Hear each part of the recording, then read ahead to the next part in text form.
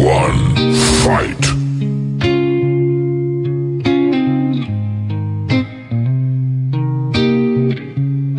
ये संकल्प हमने ठाना है अपनी धरती को स्वच्छ और सुंदर बनाना। नमस्कार साथियों, स्वागत है आपका पॉडकास्ट विद बीटी के इस नए एपिसोड में, जहां पर हम बात करेंगे अपनी पृथ्वी के बारे में। क्यों? क्योंकि आज है विश्व पृथ्वी दिवस। हमारे साथ है हमारे विद्यालय के दो नन्हे मेहमान, जिनका हम परिचय लेंगे और बात करेंगे कि हम यहाँ पर क्यों बैठे हैं। मेरा नाम अंश कुमार है। मैं कक्षा 5 का छात्र हूँ। मेरा नाम श्रद्धा देवी है। मैं कक्षा 5 की छात्रा हूँ। चलिए, परिचय सत्र के बाद अब हम आते हैं अपने आज के विषय पर। जैसा कि मैंने आपको पूर्व में ही अवगत कराया कि आज 22 अप्रैल है और 22 अप्रैल को हम सभी विश्व पृथ्वी दिवस के रूप में मनाते हैं। आइए हम चलते हैं सबसे पहले अपने पहले नन्हे मेहमान अंश के पास और उनसे पूछते हैं कि क्यों मनाया जाता है विश्व पृथ्वी दिवस। बताइए। पृथ्वी दिवस क्यों मनाया जाता है ना? पृथ्वी दिवस मनाने के पीछे उद्देश्य प्राकृतिक जागरूकता फैलाना है। हाँ, बहुत बढ़िया। कहीं ना कहीं हम लोग जब कोई भी दिवस मनाते हैं तो उनके पीछे एक जागरूकता कार्यक्रम लोगों के बीच लाना होता है। तो हम किस विषय से जुड़े हुए जागरूकता कार्यक्रम में वनों की कटाई को रोकना,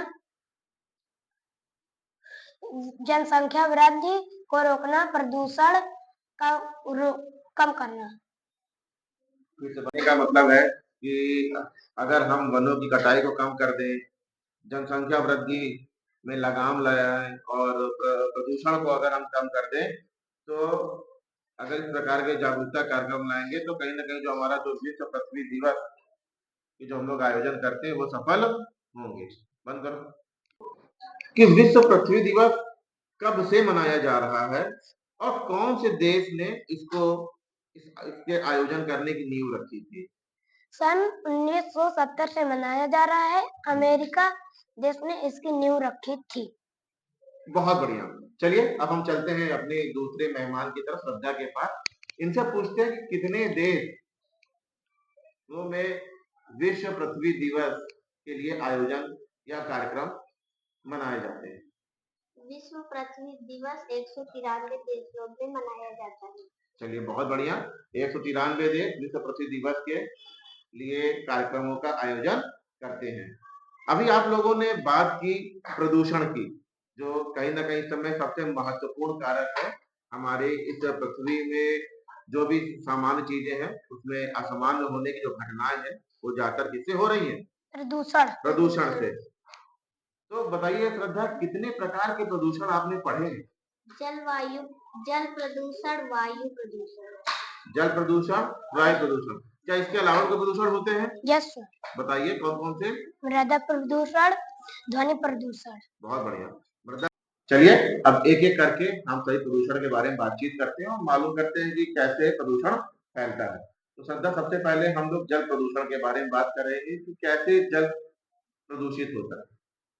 नदियों में फैक्ट्री से निकलने वाला गंदा पानी ना डालना, कूड़ा करकट नदियों में ना डालना, नालों का गंदा पानी नदियों में ना डालना। चलिए बहुत बढ़िया।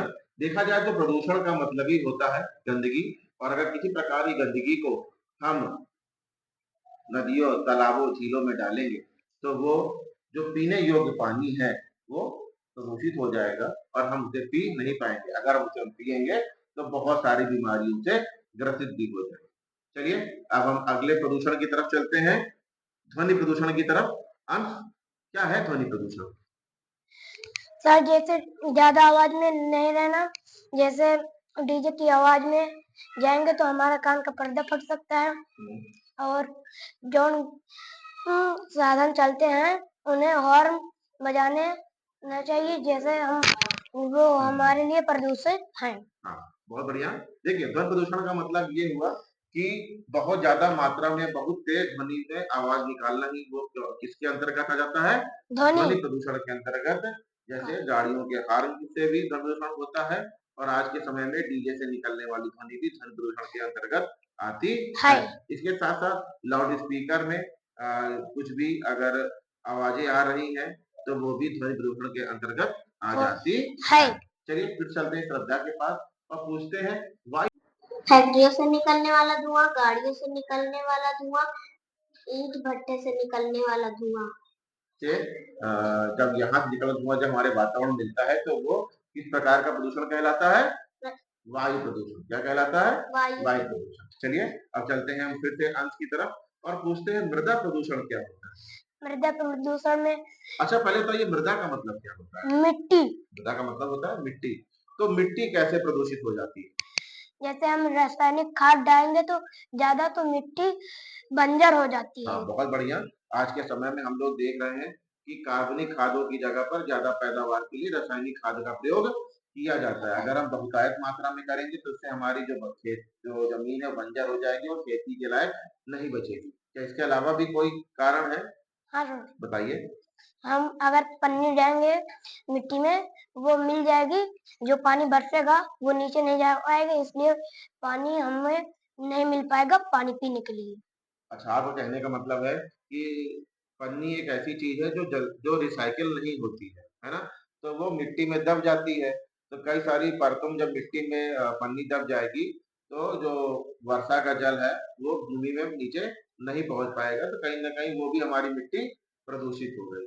चलिए बहुत बढ़िया। तो इस तरीके से हम लोगों ने ये जाना कि जो हमारी पृथ्वी है किस तरीके के प्रदूषणों से वर्तमान समय में ग्रसित है और इसी के जागरूकता के लिए आज हम लोग यहाँ पर बैठे हुए हैं। तो हम लोगों ने प्रदूषण की बात कर ली, फिर आपने हमसे एक बात बताई थी वनों की कटाई। तो क्यों हो रही है वनों की कटाई इस समय? घर बनाने के लिए जगह नहीं, इसलिए कहाँ जगह नहीं है? घर बनाने के लिए। तो घर बनाने के लिए जगह नहीं है। क्यों जगह नहीं हो पा रही है घर बनाने के लिए? जनसंख्या बढ़ रही है। अच्छा जनसंख्या बढ़ने की वजह से लोगों के पास जमीन नहीं है घर बनाने के लिए, तो वो अब क्या कर रहे हैं? जंगल को काटकर काट रहे हैं। तो देखा जाए यहाँ पर दो बिंदु आपस में मिल रहे हैं। सबसे पहला जनसंख्या वृद्धि और दूसरा वनों की कटाई।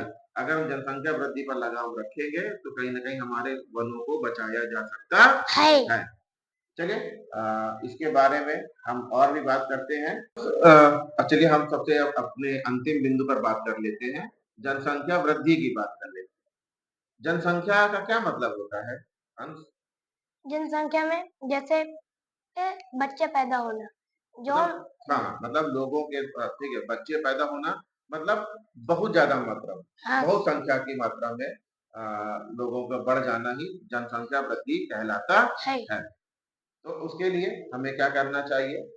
जागरूकता अभियान फैलाना चाहिए और भारत सरकार की जो अभी तक नीति रही है कि हम दो हमारे दो की नीति का हमें अनुसरण करना चाहिए। बाकी जैसे सरकार की आगे की पहल होगी हमें उसका भी ध्यान रखना चाहिए। अगर हम इस चीज को देखें कि जनसंख्या की वृद्धि से नुकसान क्या क्या है, तो चलिए नुकसान की बात कर ले हम लोग। सबसे पहले जनसंख्या बढ़ने से क्या होता है कि सभी को समान रूप से अन्न नहीं मिल पाता और जंगल कट जाते हैं। जंगल कट जाते हैं। तीसरी बात करें सबसे प्रमुख जो आज के समय सबसे ज्वलंत मुद्दा है शिक्षा। अगर हमारे घर में बच्चे बहुत ज्यादा होंगे तो सबको हम बहुत अच्छी शिक्षा नहीं दे पाएंगे। तो इस तरीके से आज हम लोगों ने इस पॉडकास्ट के माध्यम से जाना कि पृथ्वी दिवस कब मनाया जाता है, क्यों मनाया जाता है, क्या सबक लेना चाहिए, कौन कौन से कारण हैं जिनमें हमें जागरूकता अभियान फैलाना चाहिए। तो आज के कार्यक्रम में सिर्फ इतना ही। मिलते हैं हम लोग अगले एपिसोड में। धन्यवाद। विद्यालय की छात्राओं से All about words, but it sounds like you're